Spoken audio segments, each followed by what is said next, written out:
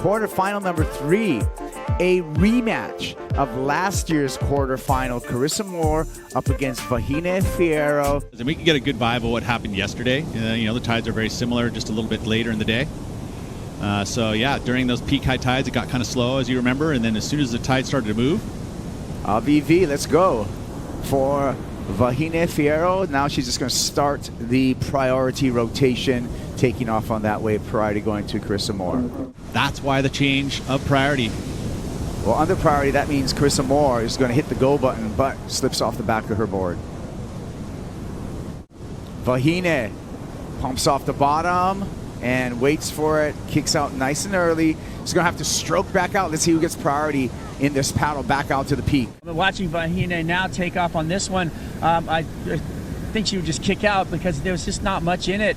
So there's a lot of current going through the lineup. I don't know if there's a shift in the tide or exactly what it is. But it's not a lot of wind, but a lot of lump in the line. Beautiful shot from up above and an illustration of the crystal clear water. The beauty here that also will bite you as well. But the best part I think you can see too is on top of that is that you have that light color that it signifies the reef, and it goes into deep blue. Carissa going 2 turns here, taking off on this wave. Couple of top turns there and bails out in a shallow reef on the inside. We'll see what that score comes through. They don't want to see turns, and that's pretty obvious, and I don't think the criteria will change automatically. It's the fact is, yeah, those are beautiful 2 hooks off the top, but generally they've been 2s to 3s, right? So I think a little bit here is it calming of the nerves, right? Because it's been a pretty big start to the morning, and just trying to get herself. There's a lot of butterflies that come on finals day. Always the adrenaline. They're already thinking about a wave that's one of the scariest on tour. So all of that is just flooding through your body as we watch these 2 beautiful turns. 3.5 for Carissa Moore. Priority with Vahine Fierro. Vahine taking a look at this one. This one's going to bottom out and looks down the line. Again, no barrel opportunity for Vahine, and I think she needs to keep from being frustrated, right? So you got to find a way to get to where you compete at your best, whatever you're feeling, because everyone's different every day. Carissa under the hook here, and oh, that was unfortunate. It looks like she was on her way for the first made barrel of this heat, but just got a little bit lipped on the way out. Well, that's it. She got in the barrel. Also, look at this one here. We're going to Carissa Moore and a replay. This was during the break. She goes back to turns. 2 hooks on a bigger wave. And we're going to make it 3 here for a 4.5 for Carissa Moore. Nice work there by Carissa. So again, building off of it, but we now see the number in for Vahine, and that's what the judges want to see. Talking Carissa Moore here on the replay in slow motion. Again, a real study of the different approaches here. Carissa going for turns. She gets the 4.5 for the 3 turns on the backhand. Even that little finish banger, right? The extra point there on the 3.5 that she had earlier. Qualification season has been championed by SHISEIDO all season long. Follow along with all the content at worldsurfleague.com. Vahine Fierro tucks into a barrel and goes complete there. The Tahitian wild card now coming into form. A few misfires at the beginning of this heat, but now Fierro seeks the barrel, finds the barrel. We're going to be waiting for that score. I'm Kaipo Guerrero along with Peter Mel talking you through this quarterfinal action.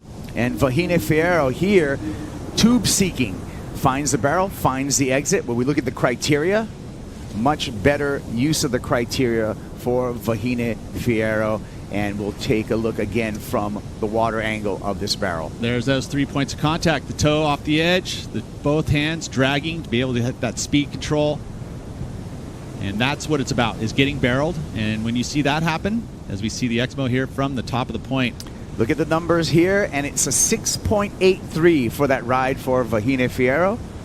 There's the difference, right? I mean, that's a full 2 points plus for Vahine for finding the barrel. And so again, judges have been very, very clear.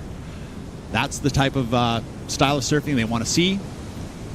I don't think there is an advantage these days for forehand and backhand. All right, I like it.